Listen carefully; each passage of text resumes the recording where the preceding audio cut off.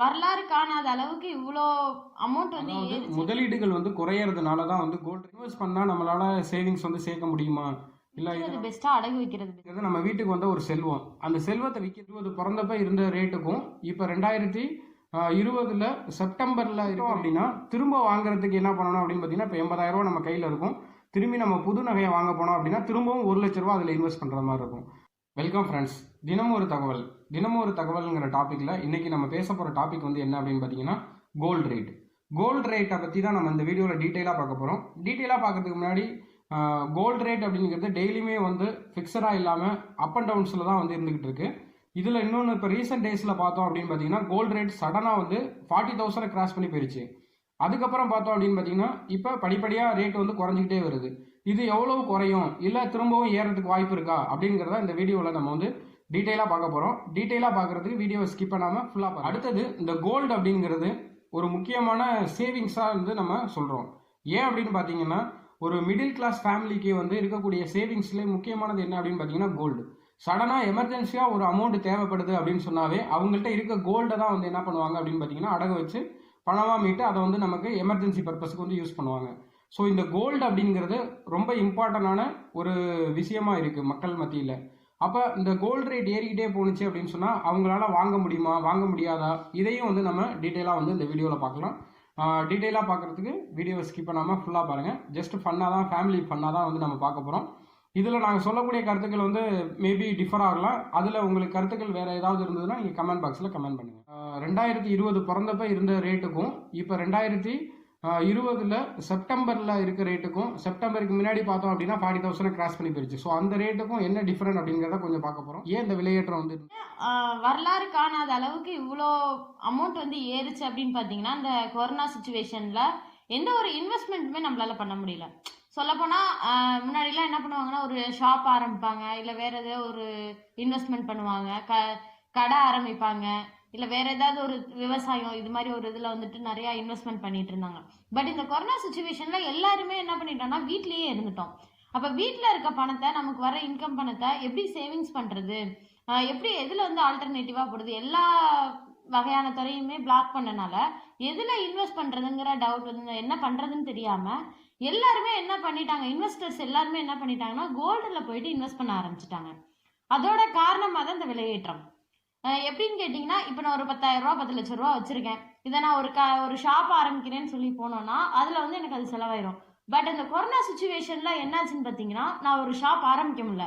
ஆரம்பித்தாலும் அது வந்து எப்போ ஓப்பன் பண்ணுவாங்கங்கிறது நமக்கு தெரியாது.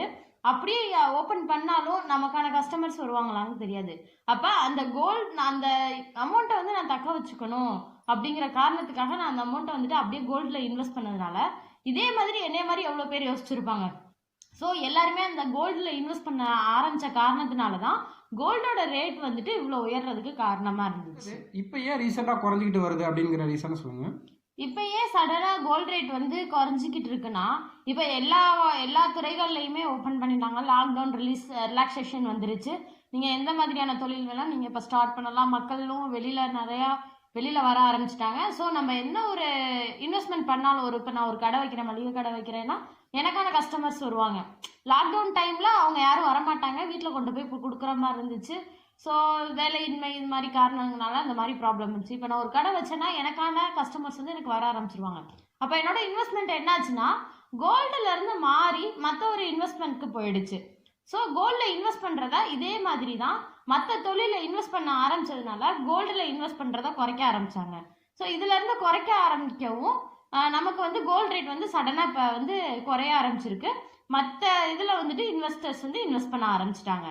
முக்கியமான காரணம் என்னன்னு பார்த்தீங்கன்னா கோல்டில் இன்வெஸ்ட் பண்ணுறதை குறைச்சதுனால தான் கோல்டோட ரேட் வந்து முதலீடுகள் வந்து குறையறதுனால தான் வந்து கோல்டு ரேட் குறையுது அப்படின்னு. ஆமாம், கண்டிப்பாக.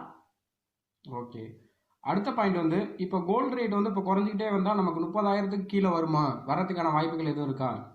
30,000 கீழே வருமா அப்படிங்கிறது சரியாக நம்ம சொல்ல முடியாது. ஸோ இதுக்கப்புறம் வரக்கூடிய காலகட்டங்கள் இன்வெஸ்டர்ஸ் வந்து எதில் இன்வெஸ்ட் பண்ண போகிறாங்க அப்படிங்கிறத பொறுத்து தான் மாறும். ஒருவேளை 30,000 கீழே குறைஞ்சிச்சுன்னா மிடில் கிளாஸ் ரொம்பவே ஒரு பெரிய வரப்பிரசாதமாக தான் இருக்கும் அப்படின்னு சொல்லலாம். ஏன்னா அந்த 50,000 ஏறுச்சு அப்படிங்கிறப்ப ஒரு சாதாரண ஒரு கல்யாணம்னு வச்சுக்கிட்டாவே கோல்டு இல்லாமல் இருக்காது. ஸோ அவங்கெல்லாம் என்ன பண்ண முடியும், 50,000க்கு 40,000க்கு மேலே ஏறினப்பெல்லாம் ஒரு கல்யாணம் பண்ணோன்னா எப்படா பண்ண போகிறோங்கிற சுச்சுவேஷனில் இப்போ வந்து கொஞ்சம் பரவாயில்ல குறைஞ்சிருக்கு அப்படிங்கிற ஒரு மனநிலைக்கு வந்திருக்காங்க. இதை விட இன்னும் குறைஞ்சிச்சுன்னா அவங்கள விட வேற யாரும் சந்தோஷப்பட முடியாது. ரேட் குறையுது அப்படின்னு பார்த்தாலும் இப்பயுமே வந்து நமக்கு 35,000க்கு மேலே தான் இருக்குது. அதாவது 38,000 நியர். இதை வாங்கும்போது செய்கூலி சேதாரம் இதெல்லாம் சேர்த்து எப்படியா இருந்தாலும் நமக்கு இப்பயும் வந்து 40,000 மேலே தான் வந்து வாங்குறது மாதிரி இருக்குது. இருந்தாலும் இதுவும் வந்து ஒரு பெரிய அமௌண்ட் தான். ஸோ இப்போ அடுத்தது வந்து இதில் நம்ம இன்வெஸ்ட் பண்ணால் நம்மளால் சேவிங்ஸ் வந்து சேர்க்க முடியுமா, இல்லை இது நமக்கு பிற்காலத்தில் உதவியாக இருக்குமா அப்படிங்கிறத பற்றி நம்ம இப்போ டிஸ்கஸ் பண்ணுவோம். பிற்காலத்தில் உதவியாக இருக்குமா அப்படின்னு பார்க்கும்போது கண்டிப்பாக இருக்க வாய்ப்பு அதிகமாக தான் இருக்குது. ஏன்னா கோல்டு ரேட் வந்து நமக்கு ஸ்டார்டிங்கில் நம்ம தாத்தா பாட்டி காலத்துலலாம் 1000 ரூபாய்க்கு ஒரு பவுன் வாங்கினேன், 1000 ரூபாய்க்கு 10 பவுன் வாங்கினேன், 2 ரூபா தான் இருந்துச்சு ஒரு பவுன்னாங்க. இப்போ சடனாக இப்போ பார்த்தோம்னா 50,000 ரூபாய்க்கு நிற்கிது. 50,000 ரூபான்னா செய்கூலி சேதாரம் எல்லாம் சேர்த்து 40,000 ரூபாய்க்கு மேலேனா 50,000 கிட்டத்தட்ட நம்ம சொன்னோம்னா எல்லாமே சேர்த்து 50,000 ரூபாய்க்கு வந்திருக்கு. ஸோ இதுக்கு மேலே பார்த்தீங்கன்னா இந்த எப்படி சொல்கிறது, ஒரு 10,000க்குள்ளே தான் குறைய ஏற இருக்குமோ தவிர அதிகமாக தான் வாய்ப்பு இருக்கோ தவிர குறையிறதுக்கு அதிகமாக வாய்ப்பு இல்லைன்னு நினைக்கிறேன். ஸோ இன்வெஸ்ட்மெண்ட் வந்து கோல்டில் பண்ணுறது ஓகே தான் அப்படிங்கிற மாதிரி தான் இருக்குது. இல்லை இப்போ நடுத்தர ஒரு மிடில் கிளாஸ் ஃபேமிலி கோல்டில் இப்போ இன்வெஸ்ட் பண்ணுறாங்க, ஒரு பவுன் வாங்கி விற்கிறாங்க. திடீர்னு இப்போ 35,000 ரூபாய்க்கு வாங்க போகிறாங்க, 40,000 ரூபாய்க்கு வாங்குறாங்க அப்படின்னா திடீர்னு நமக்கு 30,000 ரூபாய்க்கு வந்துச்சுன்னா அந்த ஃபேமிலிக்கு லாஸ் தானே. ஃபேமிலிக்கு லாஸ்ன்னு சொல்கிறப்போ இப்போ ஒரு மேரேஜ் பண்ணுறோன்னா இப்போ நீங்கள் வாங்கி வச்சாலுமே அவங்க குழந்தைங்களுக்கு வந்துட்டு கல்யாணம் பண்ணுறப்போ இப்போ மஸ்ட்டாக கல்யாணம்னு எடுத்துக்கிட்டாவே தங்கம் இல்லாமல் இருக்கவே மாட்டேங்குது. அது எவ்வளோ ரேட்டாக இருந்தாலும் சரி நீ எவ்வளோ தங்கம் போட்ட அப்படிங்கிற மாதிரி தான் கேட்குறாங்க. ஸோ அதனால வந்துட்டு கோல்டு வந்து ஒரு நல்ல இன்வெஸ்ட்மெண்ட்டாக தான் இருக்கும். அப்படி இல்லையா நீங்கள் வந்துட்டு அந்த கோல்டை நீங்கள் இது பண்ணி ரீப்ளேஸ் பண்ணி கூட அமௌண்ட்டாக கூட ஒரு லேண்டு கூட வாங்கிக்கலாம். இப்போதைக்கு லேண்டு வாங்க முடியாத சூழ்நிலைக்கு நீங்கள் கோல்டில் இன்வெஸ்ட் பண்ணிட்டீங்கன்னா அது பிற்காலத்தில் ஏதோ ஒரு இதுக்கு யூஸ் ஆகுங்கிறதான் என்னோட ஐடியா. இப்போ வந்துட்டு நகை வாங்கிட்டோம், அதை வந்து விற்கிறது பெஸ்ட்டா அடகு வைக்கிறது பெஸ்ட்டா அப்படின்னு சொல்லி பார்ப்போம்.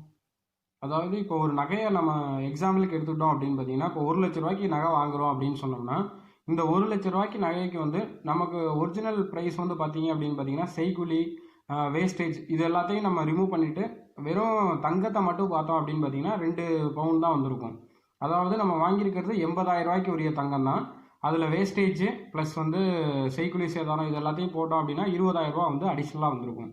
இப்போ இந்த தங்கத்தை நம்ம அப்படியே கொண்டு போய் விற்க போனோம் அப்படின்னா அன்னைய மார்க்கெட் ரேட்டுக்கு தான் எடுப்பாங்க. அன்னைய மார்க்கெட் ரேட் அப்படிங்கிறது அந்த தங்கத்துக்கு 80,000 ரூபா தான் வரும். ஏன் அப்படின்னு பார்த்தீங்கன்னா ஒரு தங்கம் வாங்கும்போது வேஸ்டேஜ் அப்படிங்கிறது 6%லேருந்து 12% வரைக்கும் நிறையா போடுறாங்க. ஸோ அப்போ அந்த லாஸ் வந்து ஒரு 20,000 வந்து நமக்கு இருக்குது. இதே இது நம்ம வந்து அந்த நகையை வந்து அடகு வச்சோம் அப்படின்னா ஓரளவுக்கு பணம் கிடைக்கும். அந்த 80,000 கிடைக்கும்னு சொல்ல முடியாது, ஓரளவுக்கு பணம் கிடைக்கும். அந்த பணத்தை வந்து நம்ம என்ன பண்ணலாம் அப்படின்னு பார்த்தீங்கன்னா வட்டி தான் கட்ட போகிறோம். வட்டி இப்போ அடகு வைக்கிறதுல பார்த்தீங்கன்னா நிறையா கம்பெனிஸில் வந்து ஒரு வட்டிக்கு தராங்க. அப்படிங்கிறப்ப நம்ம ஒரு 50,000 வாங்கியிருந்தோம் அப்படின்னா 500 ரூபா தான் வட்டி வரும். ஸோ ஒரு 4-5 மாதம் ஆனாலும் நமக்கு டோட்டலாக வட்டியோட காசு வந்து ஒரு 2,000-3,000க்குள்ளே தான் செலவாகும். ஆனால் இதே இது அந்த நகையை விற்றுட்டோம் அப்படின்னா திரும்ப வாங்குறதுக்கு என்ன பண்ணணும் அப்படின்னு பார்த்தீங்கன்னா இப்போ 80,000 ரூபா நம்ம கையில் இருக்கும். திரும்பி நம்ம புது நகையை வாங்க போனோம் அப்படின்னா திரும்பவும் 1,00,000 ரூபா அதில் இன்வெஸ்ட் பண்ணுற மாதிரி இருக்கும். அப்போ நகையை அடகு வைக்கிறது வந்து ரொம்ப பெஸ்ட்டான விஷயம்.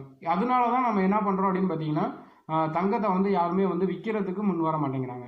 விற்கிறதுக்கு முன் வராததோடைய மெயின் ரீசனே என்ன அப்படின்னு பார்த்தீங்கன்னா நம்ம திரும்பவும் தங்கத்தை வாங்க போகும்போது அதிக விலை கொடுத்து தான் வாங்குறது மாதிரி இருக்கும். ஸோ அதனால தான் வந்து தங்கத்தை அடகு வைக்கிறாங்க. இன்னொரு ரீசன் வந்து என்ன அப்படின்னு பார்த்தீங்கன்னா கோல்டு அப்படிங்கிறது நம்ம வீட்டுக்கு வந்த ஒரு செல்வம். அந்த செல்வத்தை விற்கிறதுக்கு மனசு வராது. ஸோ அதனாலேயும் என்ன பண்ணுறாங்க அப்படின்னு பார்த்தீங்கன்னா அடகு வைக்கிறதுல ப்ரிஃபர் பண்ணுறாங்க. ஸோ எப்போதுமே நம்ம வந்து கோல்டில் இன்வெஸ்ட் பண்ணோம் அப்படின்னா லாங் டைமாக இன்வெஸ்ட் பண்ணோம் அப்படின்னா கண்டிப்பாக ப்ராஃபிட். ஷார்ட் டைமாக 1 மாதம் 2 மாதத்தில் நீங்கள் இன்வெஸ்ட் பண்ணி ப்ராஃபிட் பண்ணணும் அப்படின்னா கண்டிப்பாக கோல்டு வந்து பெஸ்ட்டு கிடையாது. ஷார்ட் டைமாக நம்ம ஷேர் மார்க்கெட்டில் போட்டோ இல்லை கோல்டில் இன்வெஸ்ட் பண்ணியோ லாபம் எடுக்கணும்னு நினச்சோம் அப்படின்னா கண்டிப்பாக ஷார்ட் டைமுக்கு யூஸ் ஆகாது. இதே இது லாங் டைம் பல வருஷம் வந்து நம்ம அதை வச்சிருக்க போகிறோம் அப்படின்னா கண்டிப்பாக கோல்டு வந்து எப்போதுமே சிறந்தது. இப்போ வந்துட்டு வீட்டில் வந்து நிறையா குட்டி குட்டி நகையாக இருக்குது. அந்த நகையை வந்துட்டு நான் போயிட்டு ரீப்ளேஸ் பண்ணுறேன், அந்த நகையெல்லாம் போட்டு புது நகையாக எடுக்கிறேன், அது பெஸ்ட்டா இல்லை அந்த நகையை நான் அப்படியே வச்சுக்கிறது பெஸ்ட்டா? ஏன்னா அது குட்டி நகையை நான் அப்படியே வச்சுருந்தோம் ஒரு யூஸும் இல்லை, என்னால் போட முடியாது. ஸோ அதை வந்து ரீப்ளேஸ் பண்ண போகிறேன், அதனால என்ன ப்ராப்ளம் வரும்? அதாவது இன்வெஸ்ட்மெண்ட் எப்படி கேட்குறேன்னா அதனால ப்ராஃபிட்டா லாஸா? இல்லை, எப்போதுமே வந்து நமக்கு கோல்டை வந்து திரும்பவும் நம்ம கொண்டு போய் ரீசேல் பண்ணிவிட்டு பழசுக்கு புதுசு அப்படின்னு எடுக்கும்போதும் கண்டிப்பாக அதில் கொஞ்சம் லாஸஸ் இருக்கும். பெரிய லெவலுக்கு லாஸஸ் இருக்கும் அப்படிங்கிறது தெரியல. மேபி வந்து கண்டிப்பாக ஆனால் லாஸஸ் வந்து கண்டிப்பாக இருக்கும். ஏன்னா குறைஞ்ச லெவலாவது ஒரு மினிமம் வந்து இப்போ நம்ம சின்ன சின்ன நகையாக வந்து ஒரு 8 கிராம் இருக்குது, 1 பவுண்ட் இருக்குது அப்படின்னா அதை நம்ம கொண்டு போய் போட்டுட்டு 1 பவுண்டில் செயின் எடுக்க முடியுமா அப்படின்னா கண்டிப்பாக எடுக்க முடியாது. ஒரு 7 கிராம் இல்லை 7.5 கிராமில் தான் வரும். அதை விட கொஞ்சம் லாஸ் ஆகிறதுக்கு சான்சஸ் இருக்குது. நமக்கு வந்து நகை மஸ்ட்டாக வந்து யூஸ் பண்ணணும் அப்படின்னு நினச்சோன்னா நம்ம இந்த மாதிரி ரீப்ளேஸ் பண்ணலாம். இல்லை நமக்கு வந்து கோல்டு சேவிங்ஸ் வந்து இருந்தால் போதும் அப்படின்னு நினச்சோம் அப்படின்னா கண்டிப்பாக நீங்கள் அந்த பழைய நகைகளே வச்சுக்கிறது தான். கோல்டை பற்றி எங்களுடைய பாயிண்ட் ஆஃப் வியூவில் தான் சொல்லியிருக்கோம். கோல்டு வந்து நம்ம அடகு வைக்கிறதோ சரி, இல்லை ரீப்ளேஸ் பண்ணுறதோ சரி, இல்லை இன்வெஸ்ட் பண்ணுறதோ சரி, இது கோல்டு ரேட் ஏறுமா இறங்குமா அப்படிங்கிறதும் எங்கள் பாயிண்ட் ஆஃப் வியூவில் தான் சொல்லியிருக்கோம். மேபி இது வந்து டிஃபர் ஆகலாம். அது இல்லாமல் நம்ம வருஷங்கள் போகும்போது தான் வந்து நமக்கு கோல்டோடைய ரேட் வந்து ஏறி இருக்கா இறங்கியிருக்கா அப்படின்னு தெரியும். ஆனால் ப்ரீவியஸ் ரெக்கார்டை எடுத்து பார்த்தோம் அப்படின்னு பார்த்தீங்கன்னா கோல்டு வந்து கண்டிப்பாக ரைஸ் ஆகிட்டே தான் வந்திருக்கு. ஸோ இதில் வந்து லாங் டைம் அப்படின்னு நீங்கள் பார்த்தீங்க அப்படின்னா கோல்டு வந்து கண்டிப்பாக ரைஸ் ஆகும். ஷார்ட் டைம் அப்படின்னா கண்டிப்பாக ரைஸ் ஆகும்னு சொல்ல முடியாது. உங்களுக்கு பிடிச்சிருந்தா லைக் பண்ணுங்க, ஷேர் பண்ணுங்க, மறக்காம சேனலை சப்ஸ்கிரைப் பண்ணுங்க, கூடவே அந்த பெல் ஐக்கானையும் கிளிக் பண்ணுங்க. அப்பதான் நாங்கள் அப்லோட் பண்ணக்கூடிய வீடியோ வந்து உங்களுக்கு உடனுக்குடன் கிடைக்கும். Thank you friends. மறக்காமல் உங்களுடைய சஜஷனையும் நீங்கள் கமெண்ட் பாக்ஸில் கமெண்ட் பண்ணுங்கள். கோல்டு பெஸ்ட்டா இல்லையா அப்படிங்கிறத.